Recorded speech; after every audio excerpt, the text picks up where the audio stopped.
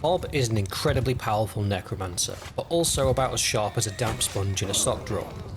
He's a magical menace, a skeletal summoner, and one-man war crime with the critical thinking skills of a dropped cabbage. But Bob wasn't always like this, no. Once upon a time he couldn't even raise his own spirits, let alone an army of the undead. So I gave him 100 days. 100 days to go from what does this button do to please for the love of the gods somebody stop this man. This is a story of how I took Bob Freelabor, peasant, imbecile, occasional war criminal, and turned him into a magical apocalypse. Welcome to 100 Days of Necromancer Bob. The Freelabor family motto is why hire when you can resurrect. Now that's the kind of staffing budget I can get behind. Now Bob's got the kind of haircut that screams unresolved parental issues, and being built like this Slenderman with scoliosis, his career options were pretty much magic user or victim. Now at the start of the game we are desperately in need of some volunteers for magical experimentation, so we're going to head to Castle Drakenhof to also get some horses. After Drakenhof we head to the local village to get some more willing participants, and it turns out this guy needs help with something. He needs 2 cows. The next village over needed help delivering 10 hogs to Mittlenburg, but were too cowardly to do it themselves. Being broke, the promise of 750 gold just sounded too appealing. On his way to deliver the herd, Bob got bridge ambushed by a pack of rural delinquents. Bob's got 2 eyes in his head and 3 in his pocket, and he still didn't see that coming. Now they thought they had the upper hand, outnumbering Bob by 10, but Bob pulled 25 skeletons from his prisoner pocket like a macabre birthday magician. And then Bob unleashed the full extent of his tactical genius by yelling charge and hoping for the best. Bob believes everything is a shield, even when, or especially when, it screams and bleeds when an arrow hits it. Having drained what little magical power he had, Bob draws his sword and begins harvesting bodies the old-fashioned way.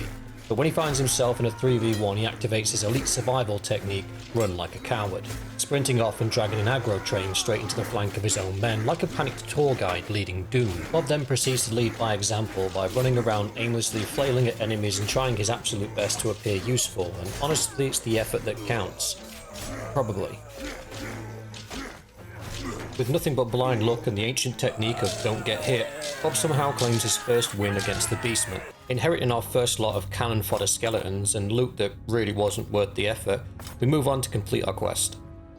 We spent the next few days engaging in completely fair and not at all one-sided exchanges of violence with the Chaos Cultists, purely for educational purposes of course. With our newfound collection of gold and loot, we headed back to Castle Drakenhof to pick up some of the horses we needed from before. The horses will enable us to pick and choose our battles as opposed to fighting whoever can catch us. Bob had a plan. Well, not a plan so much as a vague intention followed by erratic movement and the occasional spell. We needed renown to unlock Plan Tier 1. Translation: we needed people to know Bob existed, and ideally, fee him just a little bit. So we hunted Beastmen. Then we hunted Chaos Cultists. Then we tried to fight both at once, got surrounded, and Bob used the timeless tactical maneuver known as sprint in a circle and scream until something dies. Eventually our reputation grew. Not because we were good, but because we were loud, and people kept losing family members to that idiot necromancer with the sword and questionable hygiene. It worked.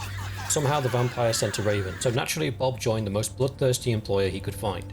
Manfred von Karstein, part-time monarch, full-time neck enthusiast. With a handshake, a contract, and a solemn promise not to snack on livestock, Bob became the official mercenary of vampire counts. Because nothing screams career growth like pledging loyalty to an undead aristocracy. Now Bob's mass production of fresh graves comes complete with a steady wage, battlefield exposure, and a HR department that technically doesn't breathe. Some would call that progress. But since misery loves company, Bob made it his mission to find a colleague equally dead on the inside. With questionable morals and the ability to make the dead slightly less, well, dead, in a nearby town he found just that. A fellow necromancer named Glockrian. Quiet, mysterious, almost definitely a tax evader. Perfect. Bob extended an offer. Glockrian said yes. And just like that, the team got a little darker, a little spookier, and a whole lot more legally ambiguous. Naturally, Bob immediately looted Glockrian's spare magical kit, so they could be twinsies on the battlefield. The unexpected boost to his magical reserves and damage was just a happy accident.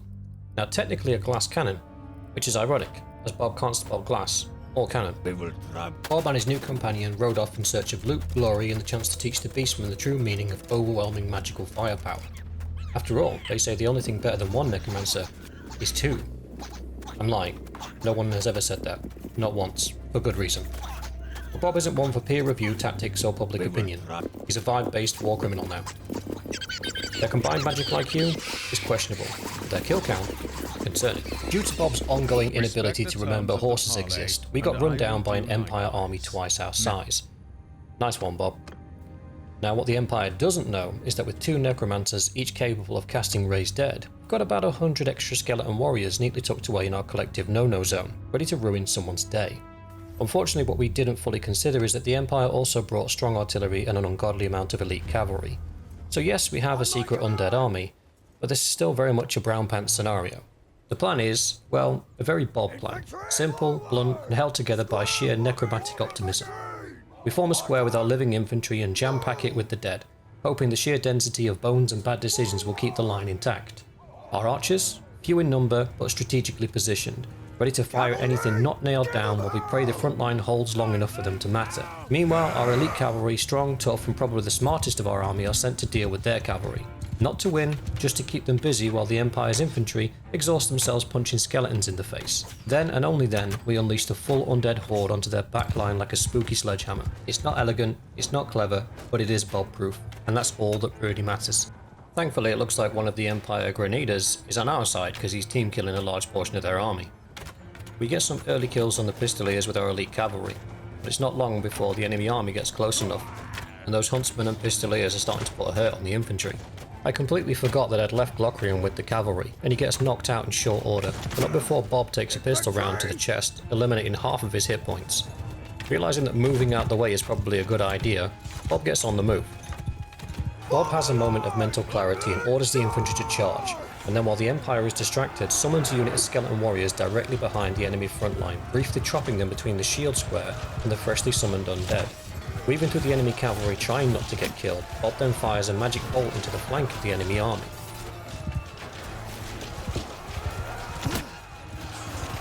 The enemy gunners are picking off our troops and there is a large distance for the horde to cover before they can get into melee range. To buy time, Bob summons another unit of skeleton warriors directly underneath the enemy gunners, forcing them into close combat, buying the horde time to close the distance.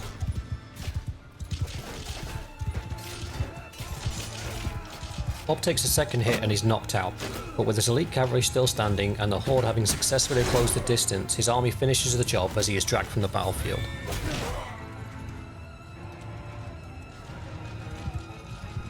First clash with the Empire and being wildly outnumbered, I'd call that a roaring success. Most of the casualties were from our summoned troops, which means they did their job perfectly, absorbing hits so the rest of our troops didn't have to. One real loss was a single Drakenhof Castellan, which is a shame. However, the loot more than made up for the losses. Gold, gear, and enough spare boots to start a shoe store. It will keep Bob's grand escapades funded for a little while longer, or at least until he forgets how money works again. Now's the time we need to level up our spellcraft, because the really spicy necromancy spells are locked behind skill points. How do we level it, you ask?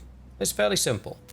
You find yourself a cozy little group of cultists and spam magic bolt at them until they resemble burnt toast.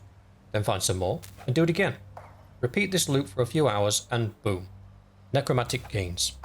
Cultists don't spawn with ranged weapons and they're too polite to charge, so Bob gets to practice from a safe distance like the squishy wizard he is. Now riding high on the success of commanding 2 necromancers, Bob decided he wanted 3.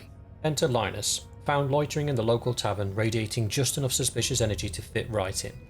Bob extended the offer of glorious undeath, unpaid overtime, and near certain doom. Linus, clearly lacking better options, said yes and scurried off to collect his things, while Bob and Glockerain did their best to stop the room from spinning, because apparently celebrating necromantic success involves a lot of questionable ale.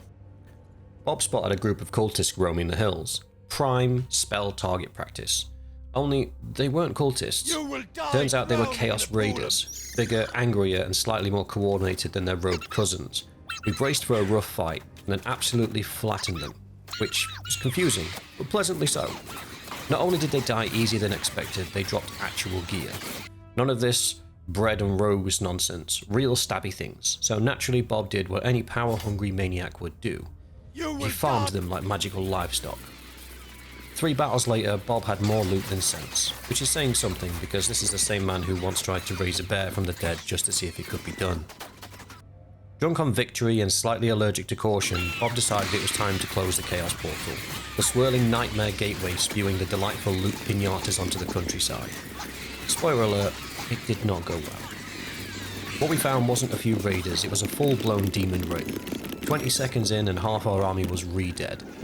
Bob got hit so hard he briefly remembered how taxes work. Limping back from defeat, we did what all good necromancers do after a catastrophic failure. We went shopping. First up, the Dark Magister, supplier of suspiciously discounted spells. We picked up Winds of Death, a spell so powerful it's basically just bullying at range. Then we expanded the team, added a White King to manage our infantry because nothing saves morale like a rotting Overlord screaming at the front line, and a Countess for our cavalry because if you're charging into battle, do it in heals. With the squad assembled and Bob's ego duct taped back together, we returned to the portal. This time, Winds of Death made its debut. The spell hit harder than a divorced settlement. Half the enemy army just vanished. We didn't destroy the portal, not fully. It collapsed into some sort of cooldown state, which is Necromancer speak for come back later and ruin somebody else's day. Bob considers it a win. The portal's closed for now, and he lived to loot another day, which, if you know Bob, is pretty miraculous. And so ends our 100 days of necromantic nonsense. Bob began as a limp noodle with poor impulse control. Now, he's a limp noodle with access to Winds of Death in a private army of the damned. Is he smarter? No. Wiser? Absolutely not. But is he more powerful? Undeniably. And in the world of dark magic, that's all that matters. Thanks for watching, and remember, if somebody tells you necromancy is unethical, just raise them and ask again.